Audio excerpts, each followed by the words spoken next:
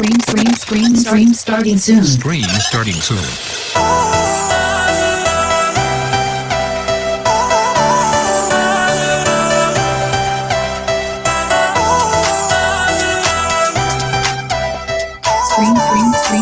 starting soon. Stream starting soon.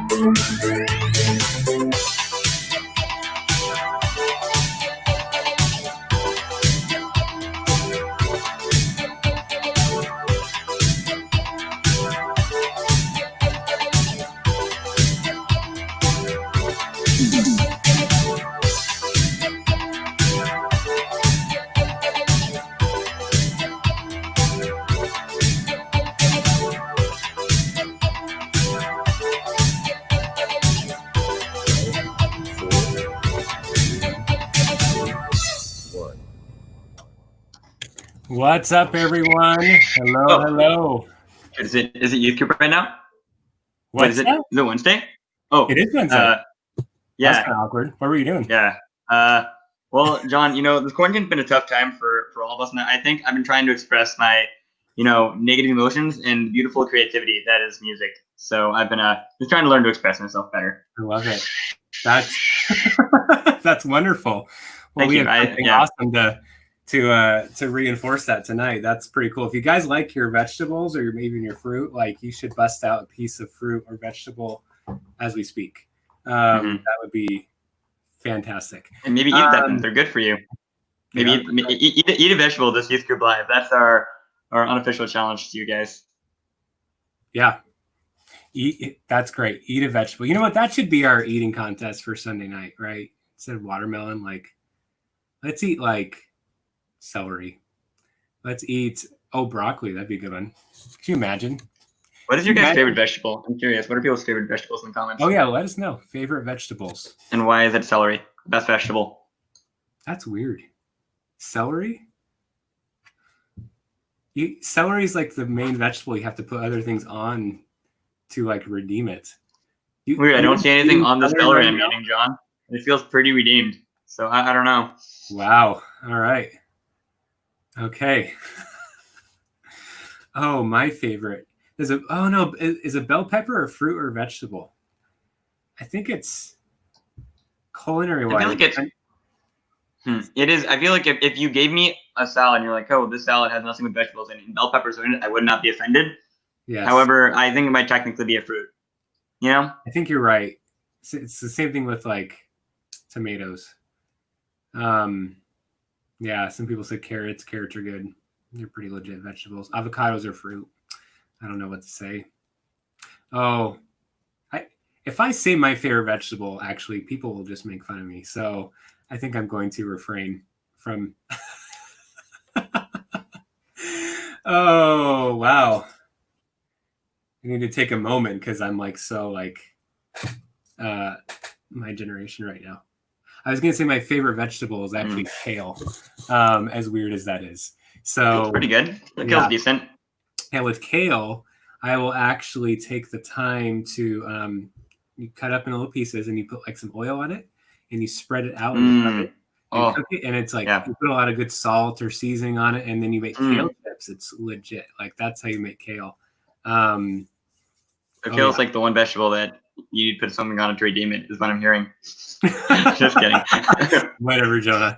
That is legit, though. I would not eat kale dry. Okay. Well, with that said, let's go ahead and go through some announcements. CIY signups are still happening. Mix for you junior hires, that is got a lot of spots there still, just because there's less, generally speaking, junior hires. High school, I have 2 spots left, and I think one might be spoken for. So you need to sign up for CIY move if you're planning on it. Don't wait anymore on that, because it's going to be awesome coming up in a couple weeks. Wow, it is 3 weeks, less than 3 weeks away. Okay. CIY move, and then mix is also about 3 weeks away as well. So be sure to get signed up for that. It's gonna be awesome. We have some really fun things planned, and this is kind of there's been some things with quarantine and social distancing that are both really challenging, but there are some benefits. So the challenging thing with this, we have to, do some certain, distancing and inside wearing masks and all that. But we also can't prepare food, which is a total downer that, Mr. Landolt's not cooking for us. But for those of you who've had food at CIY, especially Oregon State University, the food I heard about it. OSU is going to be incredible. Like we're talking Chick-fil-A, we're talking having Panda Express, we're talking having Chipotle, like literally like all these, like this is going to be awesome. What's going to be brought in, because we can't prepare it in-house. We have to have it brought from somewhere else.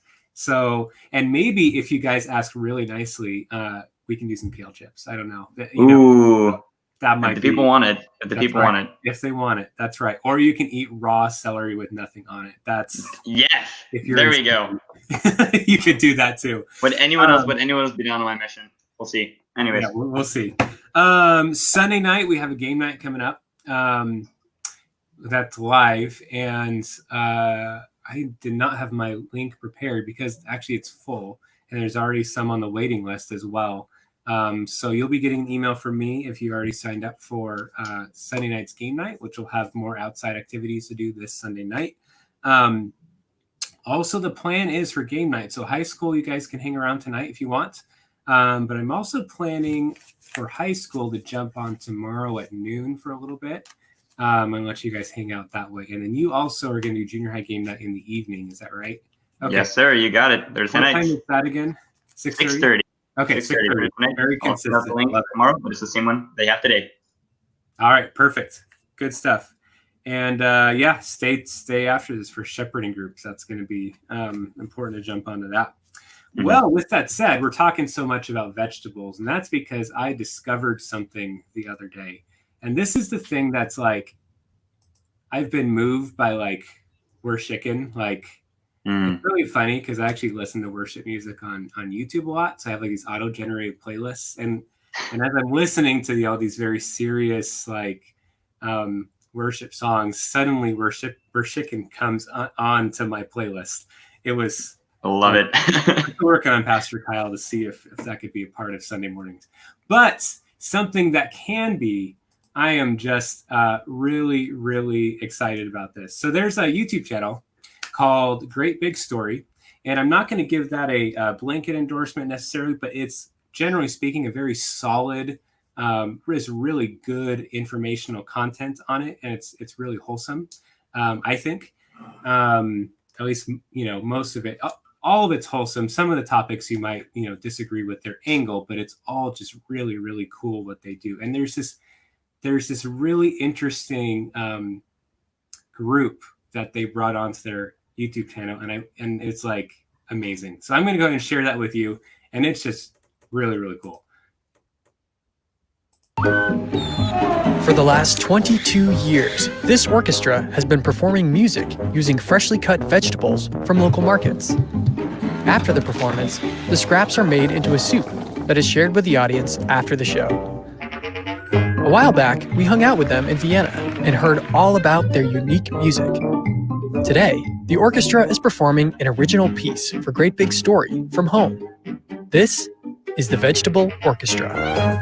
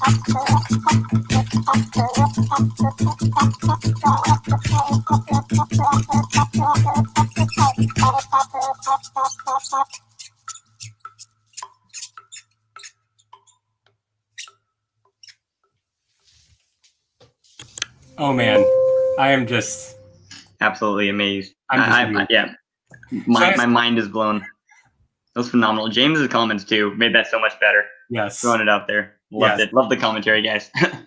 So I was actually inspired by this, and I went out and I was shopping today. So I bought a cucumber. Here it is. There's like my camera. Bought a cucumber, and I actually I didn't take Mr. Darnell's like drill bit. Didn't want to use that on like a vegetable. I'm not sure what that would do to the drill bit. Yeah. But I did take a knife and I hollowed out this cucumber. See, it doesn't have the same effect though. Like they made like a didgeridoo out of like. Yeah. So I'm like hesitant to do this again because when the first time I did it a couple hours ago, the first time I like blew into it, like the cucumbers like flew out. So that's awesome. See if I can make noise. Oh, that's legit. Whoa. Okay, here we go. Cucumber's got it going, but there's literally cucumber like debris. It looks like a slight 4th of July celebration there at the end. Just okay. That's oh my goodness. Wow. There's still stuff. I don't know if you could see that. There's still Oh, we saw it. Okay. It was right at the camera. We were all in the splash zone there. All right. Perfect. Practice social distancing, people. Okay. Exactly. But yes, you can definitely make a didgeridoo out of a cucumber. I would not recommend in this season blowing into an instrument and making it into a soup for people, though. I was thinking about that. I was like, I don't know if I'd want to eat that afterwards. That's what I played trumpet for way too many years. Yeah. Would not want to eat. Yeah. Anyways. The level of concern right there. All right. Well, good. Wow. That's I don't know how to transition from that. That was just like I discovered this and it was hilarious and it's nothing to amazing. Do. So we're gonna have a very hard transition. Let's John chapter 9, everybody. If you have your Bible, let's look at John chapter 9 real quick. Let's go ahead and pray. How about that? That's a good. Yeah. There's a transition right there. That's good. At least get us to focus. That's right. Lord, we thank you for today. We thank you for this chance we have to look at your word, to just fellowship together as students. Pray you'd speak to your word tonight, as you always do. But I pray that our hearts would be open to what you have to say to us tonight as we look at these powerful words of Jesus. I pray these things in Christ's name. Amen. So, last week was I am the light of the world. And really, really powerful as it leads into today's passage. And we can't pass over John chapter 9 as we look at these I am statements. And you'll see why in a second. But what I want us to do, let's go ahead and read John chapter 9 together. Jonah, if you're ready, I'm going to throw some we're going to skip around a little bit, but I'm going to throw two passages from there. Can you read John chapter 9, verses 1 through 12? Yes, sir. Want me to go? Yeah, go Okay. for it. All right, cool. As he passed by, he saw a man blind from birth. And his disciples asked him, Rabbi, who sinned, this man or his parents, that he would be born blind? Jesus answered, it was neither that this man sinned nor his parents, but it was so that the works of God might be displayed in him. We must work the works of God, the works of him who sent me, as long as it is day. Night is coming, when no one can work. While I am in the world, I am the light of the world. When he had said this, he spat on the ground and made clay with the spittle, and applied the clay to his eyes, and said to him, Go, wash in the pool of Siloam, which is translated sent. So he went away and washed, and came back saying, Therefore the neighbors and those who had previously saw him as a beggar were saying, Is not this the one who used to sit and beg? Others were saying, This is he. So others were saying, No, but he is like him. He kept saying, I'm the one. So they were saying to him, How then are your eyes opened? He answered, The man who was called Jesus made clay and anointed my eyes, and said to me, Go to Siloam and wash. So I went away and washed, and I received sight. They said to him, Where is he? He said, I do not know. Yeah, so this, just the context of this passage is so powerful because, first off, you have the fact that this man is blind. And we have a lot of accommodations in today's society for those with disabilities, including blindness. But back then, if you were blind, you were in poverty. There's just no, there's I don't know if there's any real way around that. Like maybe if you were born into like a royal family or something, but besides that, you're in poverty. You're begging for your life all the time.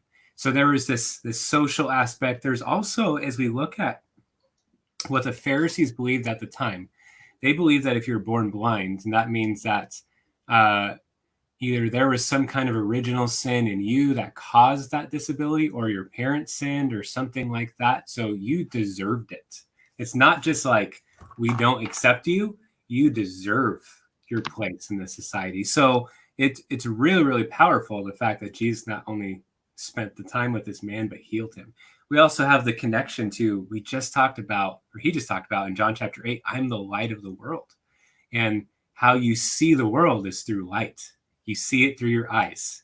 And that's such a powerful connection. To the point, I forgot to research this before, but it's very important that if you are ever going to be in a place of total darkness, which usually is only if you're like in some kind of mining or whatever, like you're underground and there's no light whatsoever.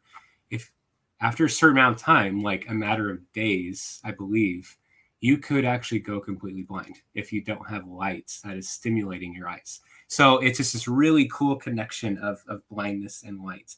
And after this happens, he starts basically getting harassed by the Pharisees. That's going to be the next section we're not going to read, but the Pharisees are being accusing of him, like, you're not following Moses, you're not following the Bible, you're following this man instead. And he's just like, this is what I know, is that I was blind, but now I can see.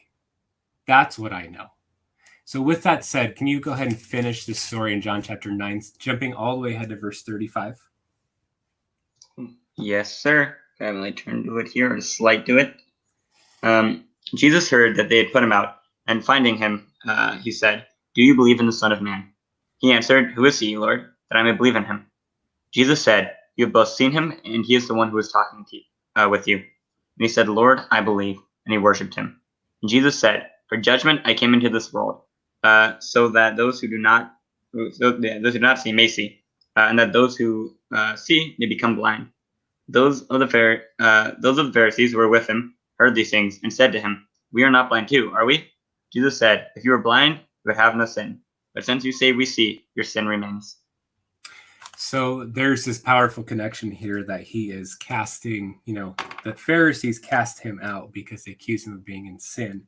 And then Jesus goes and basically says, because of your faith, you're healed of your sins. So we have this powerful message that you now can see, not only physically, but spiritually as well. And then he goes on and he speaks against the Pharisees, which is going to be this theme that is building up to his final week and on earth, and eventually, or final week before his crucifixion, and eventually his crucifixion. He had more weeks on earth after that. I should correct myself. But he goes on to scold the Pharisees, calling them blind. And that's an important tie-in. So the Pharisees are getting more and more agitated with him, and he calls them blind. And then immediately he goes into talking about sheep. And before we talk about sheep, I think it's very important that we learn our facts about sheep. So what Jonah has done for us, he has prepared a Kahoot for us about sheep facts. So I'm going to get that pulled up over on my screen over here. I was talking to John about how probably outside of the ranching community, the group of people on this planet that talk the most about sheep are church people, right? We talk about it way too much. I know that I got like my education in a Christian school because the only like Spanish word I remember from high school is oveja, which is sheep. And so, you know, as people that, you know, work with youth, that work with you guys, a big judge for us of your spiritual health is how many sheep facts you know. That's so right. No pressure with this Kahoot. Exactly. But all the pressure with this Kahoot. Yeah. Also, while John's pulling it up, I made like a lot of Kahoots about weird things. Like I've had to look up some weird things in my life, and like the sheep community, the sheep facts community is so divisive. There was like 10 different answers to all of these questions. There's no unity in the sheep community. It's really weird. There's tons of disagreement online. I thought that was weird. Anyways, there's the code. I love it. It was, yeah. The divisive sheep community. It took so long to make this because every fact there was like counter arguments to. I was like, who cares? It's sheep. I don't care how many domesticated sheep there are in the U.S. You have like Middle Eastern practices, and you have Western practices, and even like United States. Yeah. Yeah, maybe that's it. I don't know.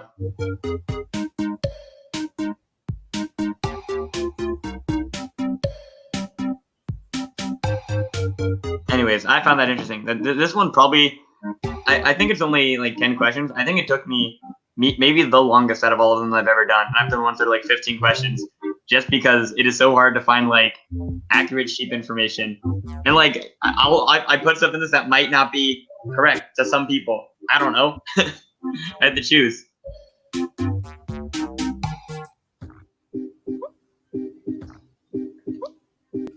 Wait, why is this so good? Their music options are just fantastic. I know. I would unironically listen to all of these. Oh, yeah. All right. Got 9 people in right now. 10. Oh, we got some good, like, sheep names.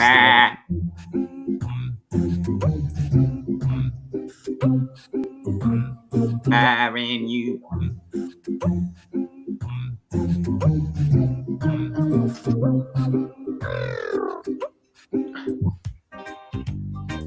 Oh, this is good. The reggae. All right, I'll give it like 10 more seconds.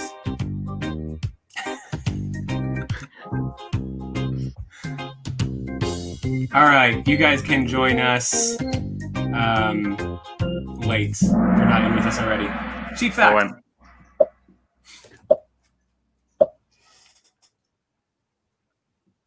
When all of these. I don't know. I'm playing this game. I'm quitting out the game. I made the quiz. How much wool does a sheep produce in a year? Between 5 and 10 pounds, between 2 and 30 pounds, between 15 and 40 pounds, and between 1 and 20 pounds. Also, there's a time delay. So when it's at 1 on your screen, it'll be done by then. I'll line up mine to live and see about how far away it is. It's roughly like 6 or 7 seconds. 6 or 7 seconds off. Oh my goodness, that's such a big range. I know, right? 230 pounds. Exactly. Yeah. Different, I guess it's like different ages of sheep, different like species of sheep. You'd expect it all to be like U.S. domesticated sheep, but I don't know. Oh, someone did lamb euro. Look at that. It's amazing. I'm kind of insensitive for this game. Yeah. Come on, man. I know. Come on. Multi-select. I know euro though, so it might not be who you think it is. There's some multi-select. What does that mean? How many species of sheep are there? This one is so divisive. I went with like the most like credible of these sources, but I found sources that said all of these things. So I was like, I don't know. There's sheep, there's goats, there's wolves in sheep's clothing. Yeah. Oh, yeah. There we go. That's probably a fourth one. There's The lamb. There we go. Yep. But this one is so divisive. So that was the only website that ended in a .org. So that's the one I trusted. All right, very good. Yes. Ooh, there we go. There we go. Sweet. All right. Yeah, which is not a useful call. Wool is also insane. Like, I have a newfound appreciation for wool as a substance. Oh, wow. As weird as that is. Yeah, because 3 of these are true. So, like, Oh, wow. yeah, I will explain some of the weird ones, too, if you need. Blew my mind. Wool is very cool. I know 2 of those. I'm unsure about the other 2. Wow. Yeah. Okay.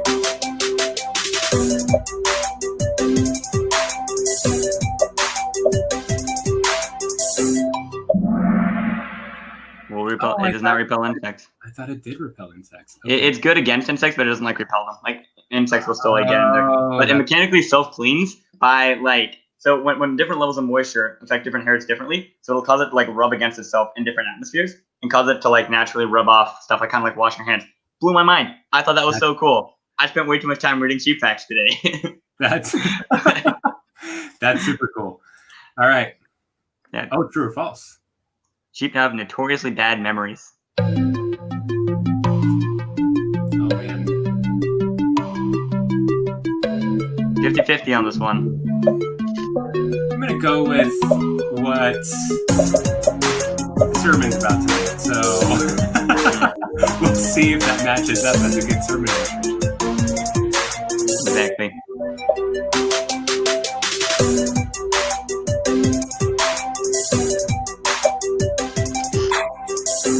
Ah, that's what I thought. Well, they actually have very good memories. Apparently, they can remember up to 50 other sheep, which is pretty good for animals, I guess.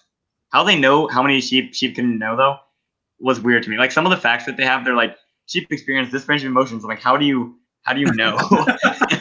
A sheep So the fact that psychologist sheep can done that. remember Come up on. to 50 other sheep was crazy. Yeah. Anyways. How much yarn can you make from 1 pound of wool? One of these answers, if you know enough about science, you should just know that that's not possible. But we'll see. Oh wow. And this is like a ballpark-ish, I think. I'm pretty sure it's not to the centimeter or ounce. You just gave it away.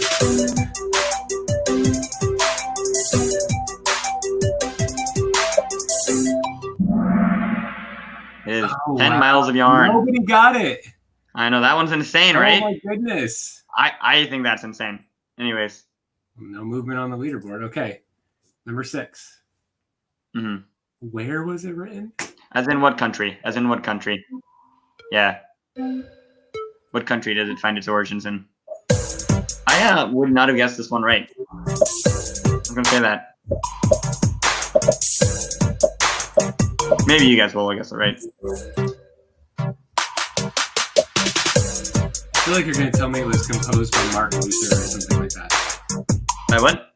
Like it was composed by Martin Luther or something like that. No way. I know. I guess Crazy, Germany right? is different.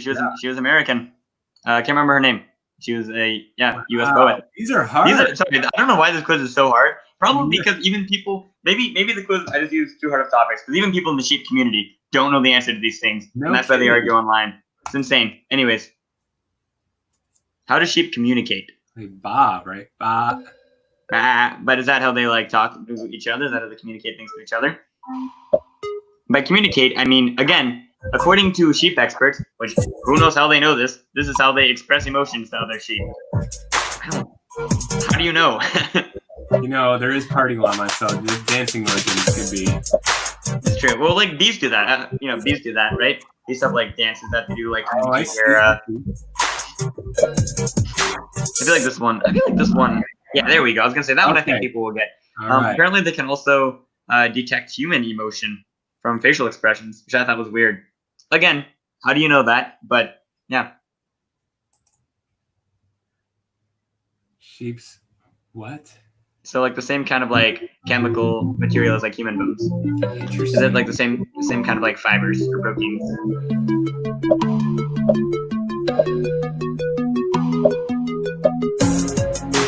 Guessing on this one. You know this one? I think I No, knew have this no one. idea. Oh, I think I would have known this one, as weird as that is.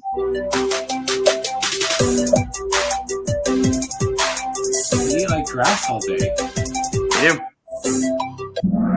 Oh, okay. this Oh, one. it's actually the same kind of like substance, keratins, like in our fingernails. So. Oh, I see. Yeah, Wow. yeah, Oh man, whoever yeah. Ooh, landed. lamb euro. Oh no. Yes. 2 more questions. Oh my word. How many sheep? This is ballpark, obviously. This one surprised me a little bit. Actually, a lot of it. This one surprised me. And again, you can probably find different stats on this. This is the one that I saw. All right, this is a very hard Kahoot. I think there are probably even more in the United Kingdom from what I remember than the United States. There might be. Yeah, only around 5 million. I thought that was really low. Yeah. That's what like a sheep census said. So Okay. I don't know. Whoever Lamb Euro is, this, and oh man, James and Peyton, this is it. This is it.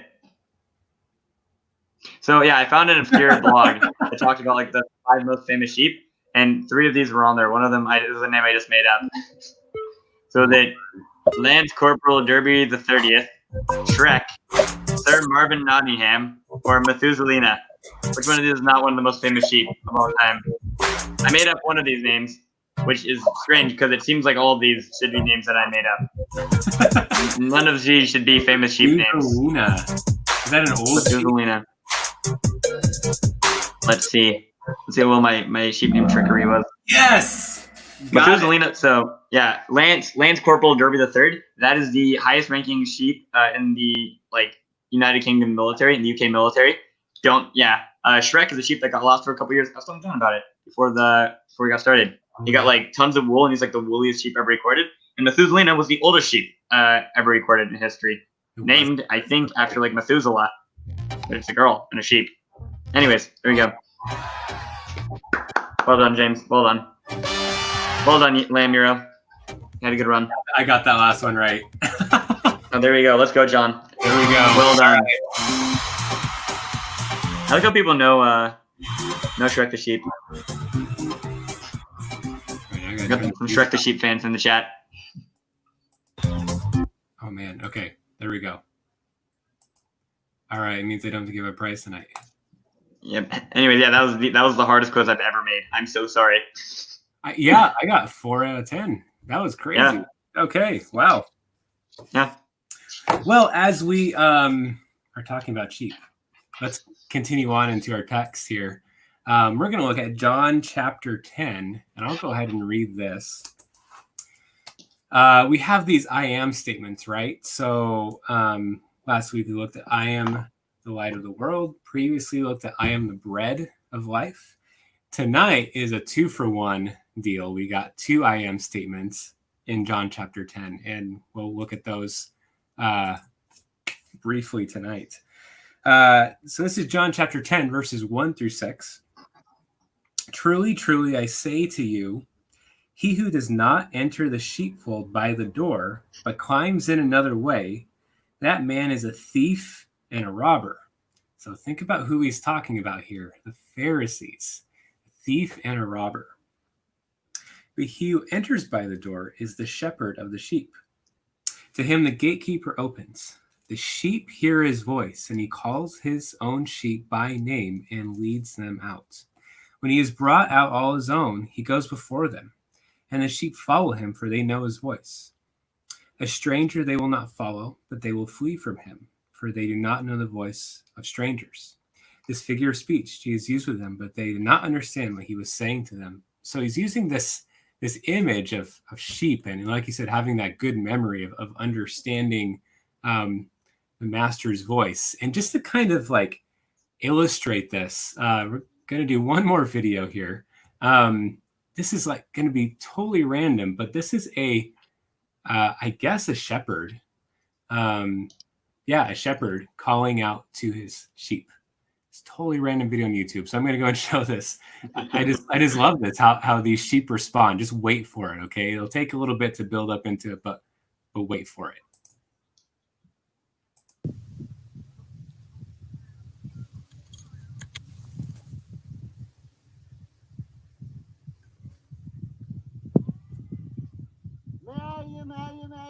Kom nu. Kom nu. Kom nu. Kom nu.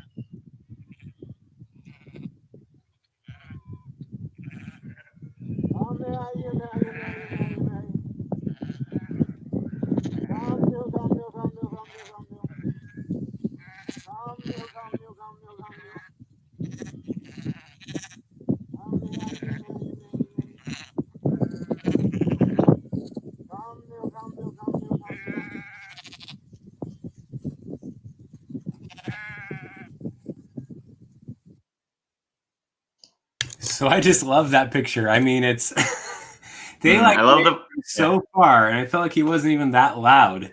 He didn't have some kind of amplification or something, but they just like booked it.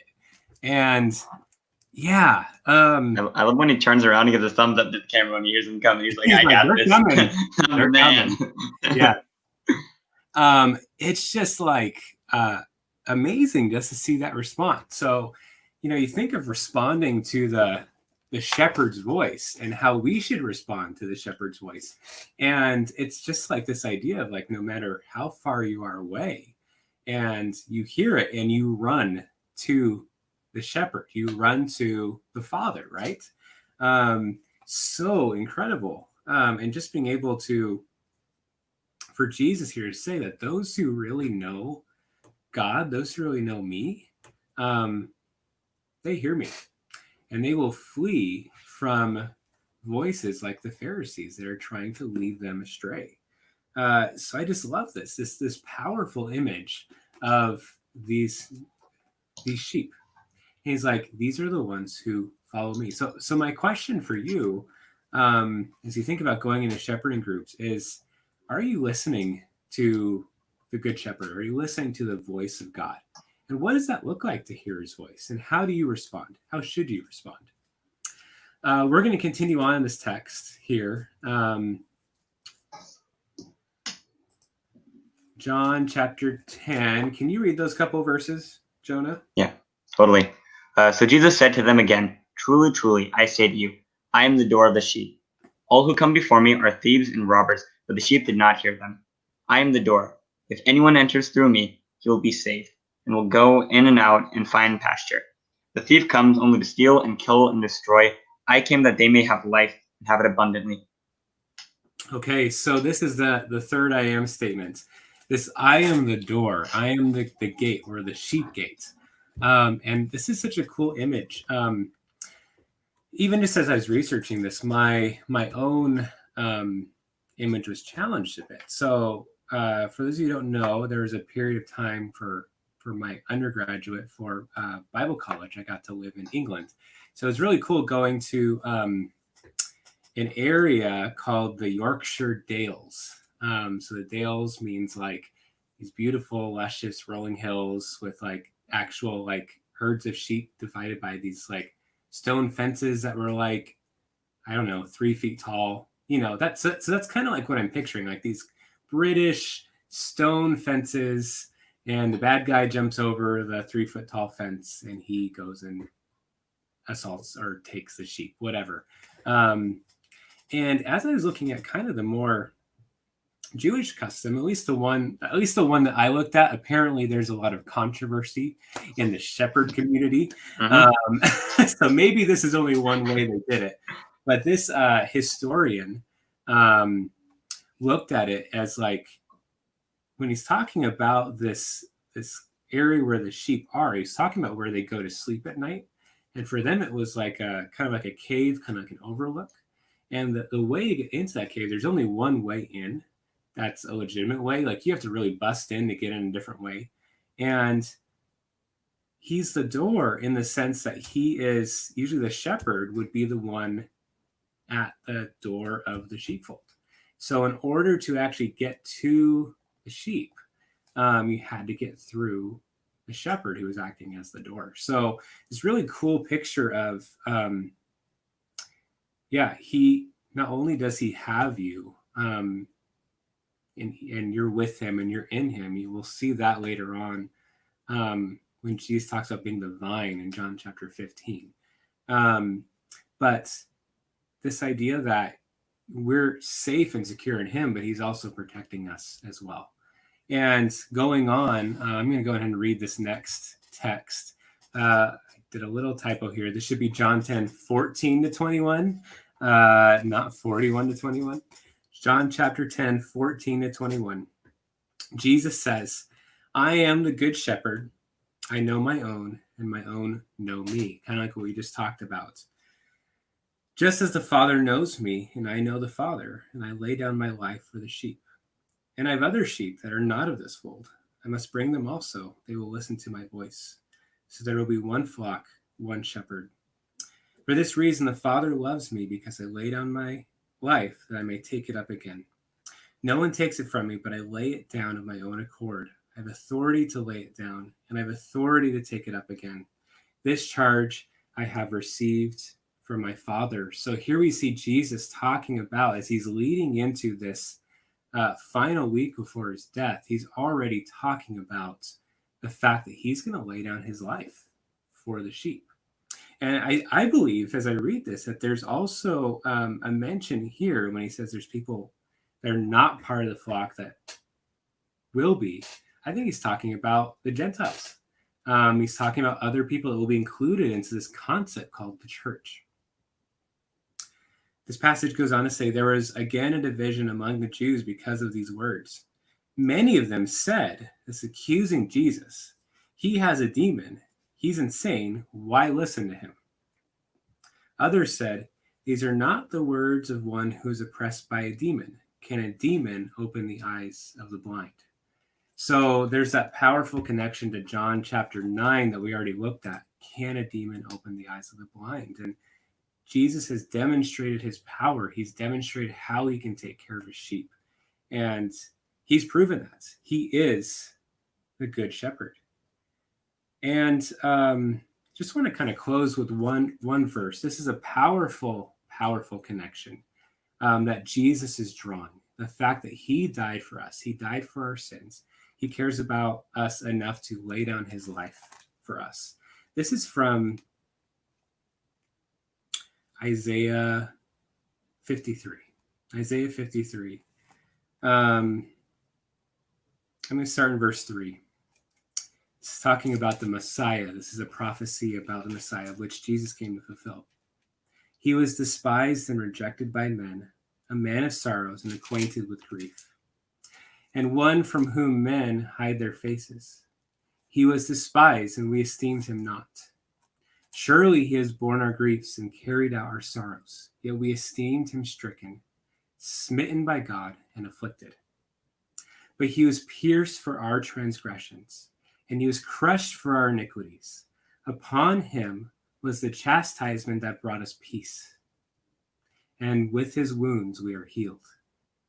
Now get this part. Here we go. All we like sheep have gone astray. We have turned everyone to his own way, and the Lord has laid on him the iniquity of us all, or the sin of us all. So Jesus is bringing this powerful connection that not only is he there to guard us and protect us, keep us safe. Not only do we hear his voice, but we're brought into the sheepfold because he has laid himself down for us, or he will in this case. I mean, he's at this point weeks or months away from doing that, and he's prophesying his own death. And because of Jesus, the good shepherd who cares about us as his sheep, he laid down his life for us to take away our sin. So powerful. And how do we know that we're part of his fold? We hear his voice. We respond to him. We respond to that gospel truth. Just such good, powerful stuff. So remember those 2 I am statements. I am the gate, or I am the door, and I am the good shepherd. Let's go ahead and close this out in prayer. Lord, I thank you for the fact that you love us enough to lay down your life for us, that you have sacrificed yourself for us. Thank you that you care about us. Thank you that we can be sheep and that you will love us, you will protect us. I pray that we would lean into who you are, that we would hear your voice. And I pray that we would glorify you, that we would never forget who you are, and we would find our joy in you. I pray now as we go on to our shepherding groups that you would be glorified in that time. I pray these things in Christ's name. Amen. Yeah, and I can't fail to mention, shepherding groups is this whole idea that you guys are like the sheep, right? And your youth leaders in this case are those who are shepherding you, who are helping you along. And we have to have this picture up here. I didn't do this as a PowerPoint this time, but this is there we go. There we go. This is the sheep slide of the. So How are you doing? How are you doing? That's right. Amazing. Yes. So be sure to take a picture of this youth leaders who are watching. So these are shepherding your questions for tonight. With that said, though, we're going to go ahead and exit, kind of go into those shepherding groups with a very, very inspiring musical number by none other than the Vegetable Orchestra. Amazing. Wait, but John, before we go, I'm trying to get into this Zoom call, to be with my youth group friends. Where can I find that link, John? I sure hope I put it in the description. Did I not? It is in the description, John. So I go to the description to find the link, and the ones in the description are right. Very cool. That's right. I just wanted to throw that out there. Sorry, that was just me trying to. Yeah. So go in the description. That's where the links are. Yes. So go to the description of this YouTube video, and you will find the Zoom call information where you can join us. So we will see you over there really soon. Have a good night, you guys. For those of you I won't see, let me get this set up over here.